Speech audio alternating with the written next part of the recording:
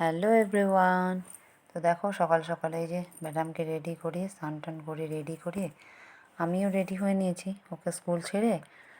তারপর আজকে একটু কাজে যাব, দরকার আছে।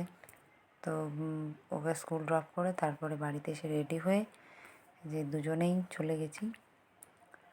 তো আজকে আসলে গাড়ির নাম্বার প্লেটের জন্য ওরা ফোন করেছিল, সেই জন্যই দুজনে এসেছি। তারপর আবার বাড়িতে ফিরে ওকে আবার আনতে গেলাম, নিয়ে এসে তারপর সব কাজকর্ম করে তারপরে দেখো এই যে বাড়িতে এসে ব্যাগটা বাইরে দেখেছে, ব্যাস সেটা নিয়ে খেলা।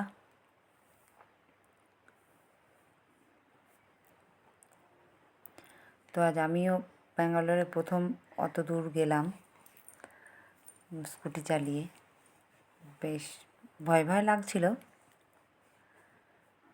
তো কোনো অসুবিধা হয়নি।